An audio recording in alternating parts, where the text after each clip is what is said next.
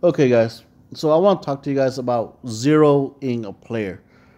Okay, now this is a topic that a lot of people, a lot of the office, well, a few officers in the line community don't really endorse. They don't endorse zeroing. It's because it's messed up. Okay, zeroing a player is a very messed up move that should only be used in extreme cases. Okay, um, yeah, it should not be used lightly. Zeroing a player will make a player quit. Okay, you guys might be thinking, heck yeah, I can make my enemies quit. Well, without enemies, you have no one to play against. If you're not playing against anybody, you're gonna be bored. Trust me. You don't want to make your enemies quit, but you also don't want to be too nice, I guess. Up to you, but I don't recommend zeroing because it opens up a can of worms that you might not be ready for, and I'll go into that too. Um, so again, I'm not endorsing zeroing a player unless you know what you're doing and you're prepared for the consequences. Okay, now zeroing a player is where I hit you and I kill all your troops. This attack was not intentional right here. The report you're seeing is not intentional. I was hitting him for the resource, which you can tell he had plenty of, and he did not have a big enough meat shield, and I killed his troops. Again, it wasn't planned. My bad. Sorry, man. Didn't mean to hurt you this bad. But here's how it works.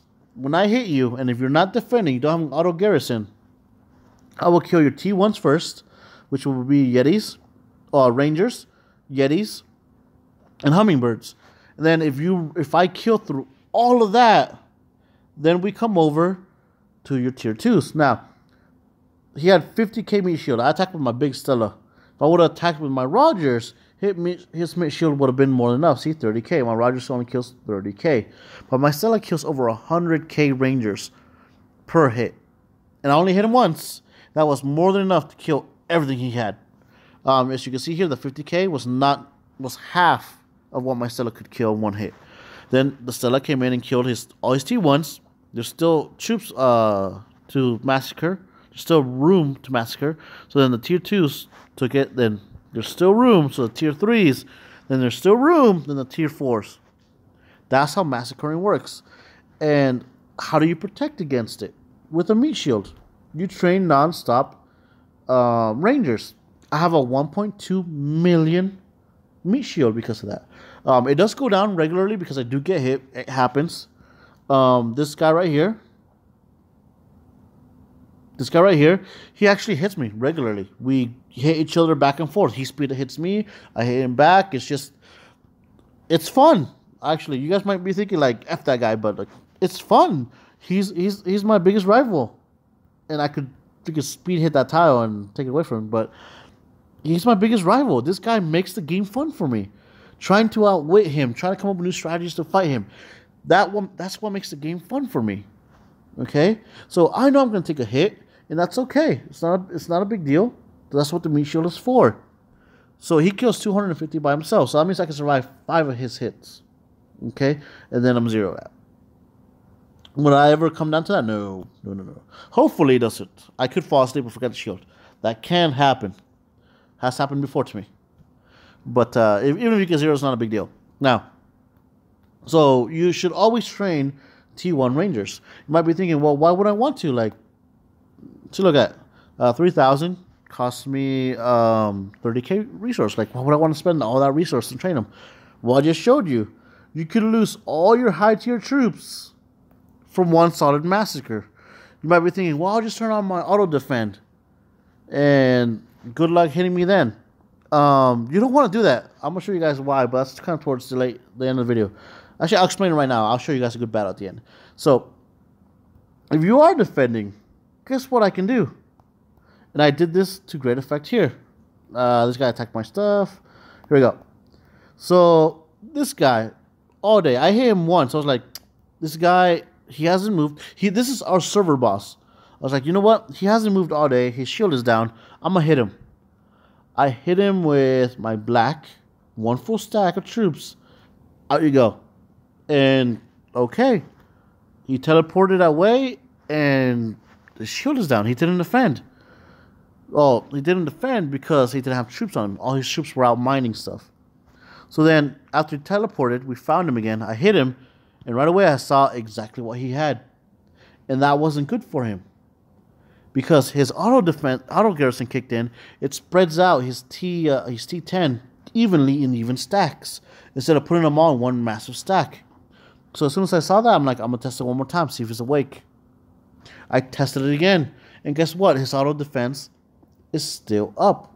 Again, dispersing his troops evenly instead of putting them what would be more effective, which would be one solid stack of T10 and T9s in the other rows. So that weakened him. And because I saw that twice I checked to make sure, like, okay, he's asleep, his shield is down, and auto defense spread out his troops. So naturally, we saw what he had. So we sent infantry and killed 155 of his T10. Plus we killed a lot more than that. Wow, I forgot. We killed a lot of his T10s because there was also a shadow matter bomb that went off. We killed T10s, and yeah, wait, I'll show you guys the battle at the end. Don't worry. But yeah, we built a perfect counter to him. So if you have your auto garrison on, somebody else can do that to you, build a perfect counter to you, and then kill your troops. Not even focus on killing your commander, because what we did, and I'm explaining to you guys what we did. We focus on killing his commander on his troops specifically. This is another way you can get zeroed. It's by killing your high tier troops directly because of an auto garrison. An auto garrison will automatically garrison your highest tier troops. Even if, see, watch, I'll show you guys. Even if those troops don't belong there. See, why are my T7 airships there? Simply because the game sees some, like, oh, they give better stats than your tier 5s or tier 6, so we're going to put them in there. Even though they don't belong. That's why auto garrison is not your friend.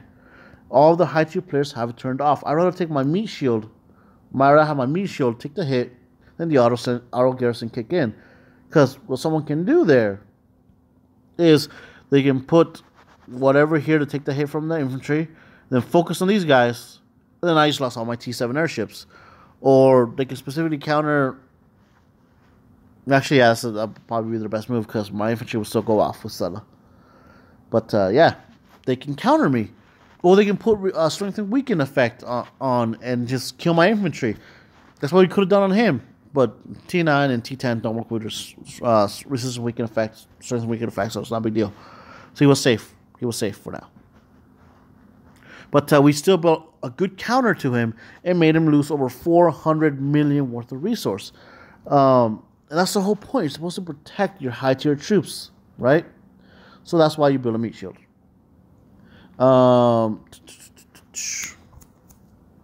Okay, what happens once you start zeroing players? That's a very good topic. Once we zeroed him, his guild went on a rampage. Remember, this is the server boss. We didn't zero him. I mean, we did not zero him. But once we dealt that blow, he lost 5 million power right away. Okay? And then he went on a rampage. He towel hit everybody. He zeroed as many of our players as he could. And that's what happens. Once you zero a player, it creates a chain of events where everybody wants to zero everybody else. See this third ranked highest player in the server right here with the star? His shield went down. His shield went down once. And we did a guild rally. That's another way you can zero people. I sent my Stella, Max. We sent Max X leadership golem, which is fucking strong. I'm not going to tell you how much leadership it is. With a good strategy, we sent him Max. We sent a huge bunch of commanders behind him. And then we hit that guy so hard, we killed all his troops, including some of his T9. And if you guys watch my Why Rallies Are Important video, you actually see the report in there. We killed up to his T9s. That's another way to zero somebody. We almost permanently zeroed the enemy's guild leader and their third strongest player. Zeroing a player, that is messed up. I thinking back on it, it's messed up what we did to him. To the server boss, we made him lose over $500 worth plus $500 plus worth of troops. That is messed up. If you invest that much money into a game, you would hate to see it all just gone because you messed up and didn't shield once. And I kind of feel sorry about it now, but the guy's a dick. Okay, I'm not gonna say it's because it's Chinese. No. It's not because of that. It's just how he is. Because remember, that server boss used to be my subordinate in my guild. He himself made me guild leader because he knew I could do a better job than him. And then all he did was steal gold from the guild gold and just not protect the capitals, not do anything. All he wanted was to log in every day and just take gold. So that's what a big dick he is. If anybody deserves to be zeroed, it's him. And he Tao hits like a mofo. Like, he talks so much trash, Tao hits, and he's just a dick. So, F that guy. I almost felt bad, but then I remembered what a dick he is. And that's why, don't zero players if they don't deserve it. Don't do it. He's a big dick. He kind of deserves it. Their guild leader, I feel bad about him. I'm not going to lie. For him, I do feel bad because he hasn't done anything. He barely fights. He hasn't done anything to deserve that. So I kind of feel bad about that one. But we are fighting a war. I mean, again, it's not about race, but they are Chinese. And they do accept anybody from any race and anything. But the way they want things to be is not the way we want things to be. Like, we want to have some capitals. Right? One of our towers left alone, and they won't do that. So we have to send a message. And that message is, if you won't let us just be in peace, at least some of the time, right? Because a kill event, go ahead, kill our tiles. I mean, that's kind of our bad if we leave them out on tiles on a kill event. That seems fair, right? Let us farm during the week, kill event, go ahead, hit tiles, do whatever. That seems fair. But they won't even do that. So we have to send a message. The message is, you won't give us any peace, we won't give you a break either. But then the consequence is they're going to start tile hitting even more and zeroing players as vengeance, right? Because they just lost all their stuff. Almost lost all their stuff. And that's the good and the bad of zeroing. Once you actually take it up to the level of zeroing players, it opens up a can of worms that you might not have been expecting. Like if you thought, okay, this player barely plays the game, he just focuses on farming, let's zero him. No, don't do that. The moment you do that is the moment you wake up a sleeping dragon, he will go on a rampage. I know, because I'm that guy. So we covered... Okay, I didn't show you guys the formula too. Okay, so the formula is for basic calculating, well, how much leadership did he hit me with? Take this number, 30,000, and divide it by 3. What does that give you? Gives you about 10K, right? And this is what I hit him with. 10K Rogers. Yay. So it'll give you a very rough estimate of what leadership they used to fight you. Well, to land that massive hit. Now, it varies. How does it vary? Well, if I send 100,000... Actually, let's come over here. Let's come over here.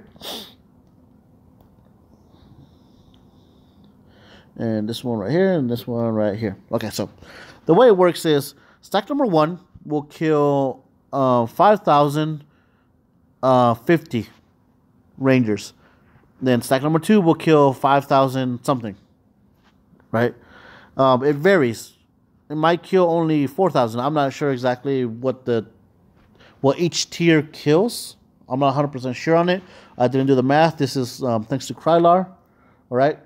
And from the line, I'm sure you guys have seen him around.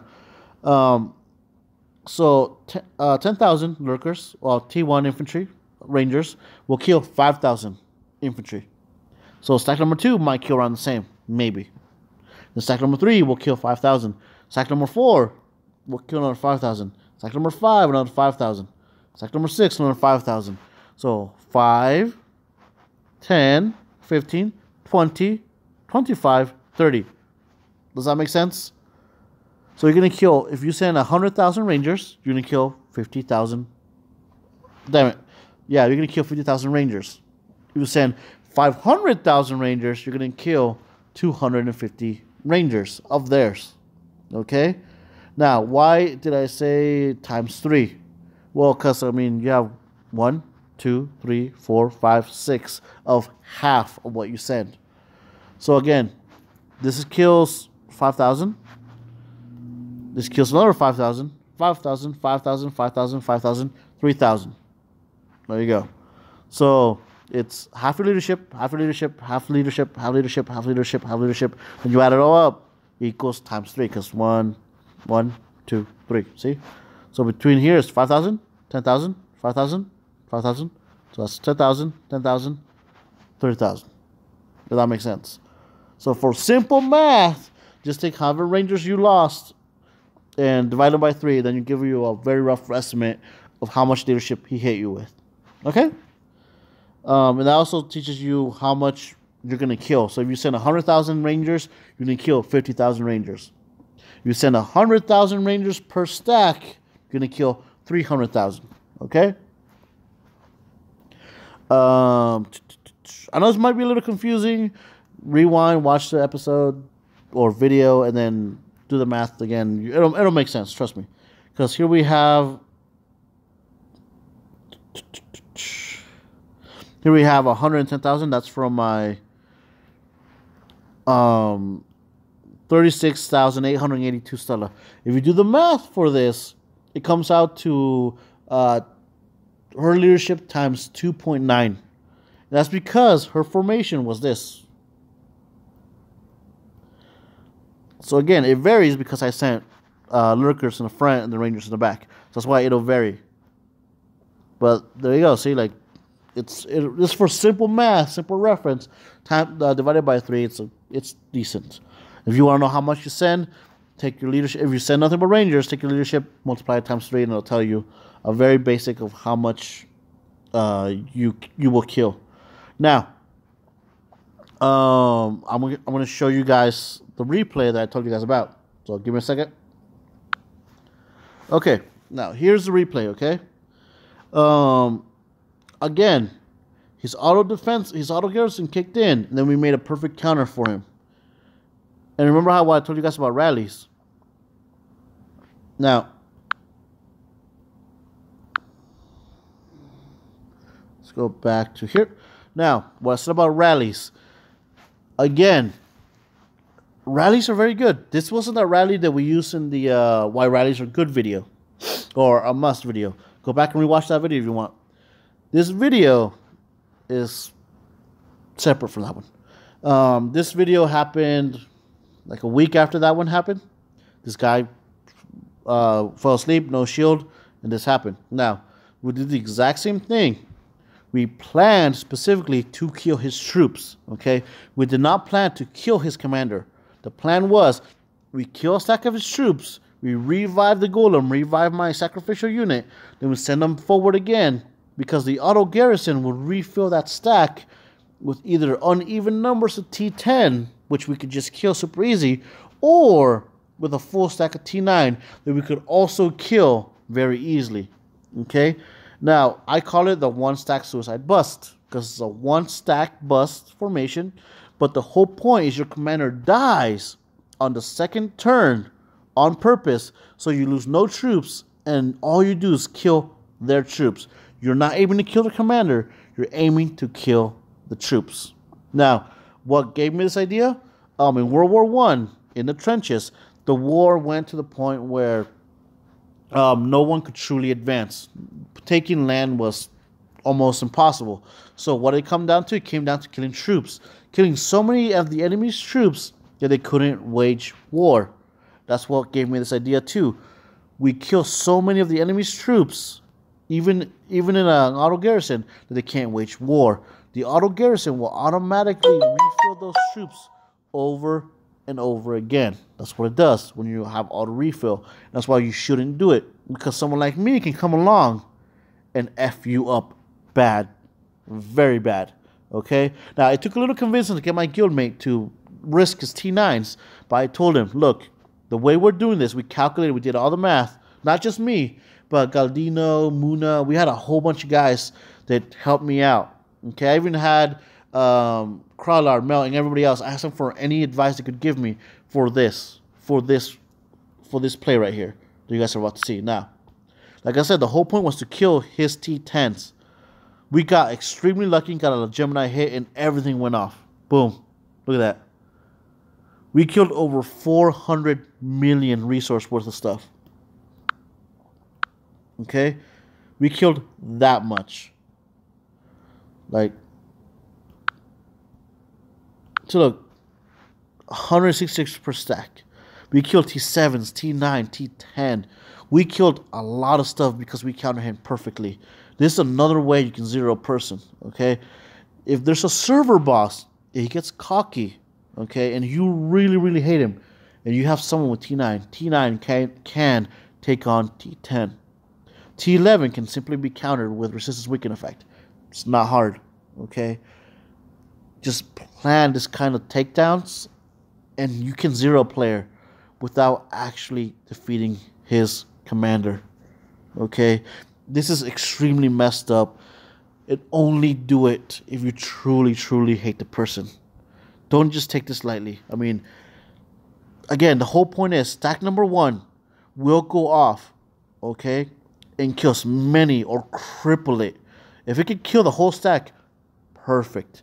But if it can't, it will cripple the stack to the point when it hits back, your losses will be minimal.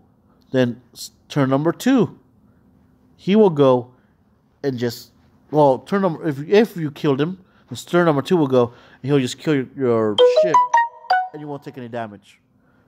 But, okay, but if it happens again, you will hit, he will hit, barely taking a hit, barely taking a damage, and he will go and kill you again, and that's it. Your losses with this formation will always be minimal if you're doing a rally, go first. As you check, I was a sacrificial unit. My commander has to die in order to give him the first hit. And then right away, we got extremely lucky. A Gemini, a Crush, everything goes off. And that's it. He was done for. Okay, let's watch that one more time. And if we would have kept going, like, we quit because his guild reinforced it, but we still could have kept going. So his guild reinforced him, right? That doesn't matter at all because his commander was still first in the garrison. So that means if we kept poking him down, as long as we didn't kill his golem, we would keep on hitting his high tier troops because, again, the auto garrison. His guild's reinforcements would not have kicked in until after we killed the golem. But remember, our goal was never to kill the golem, simply kill his high tier troops. Okay? And this guy was wearing a Gabriel hole, so all this loss was permanent. Okay, this was all permanent loss. We're not joking when we say that you shouldn't take this lightly. Okay, this was all permanent loss.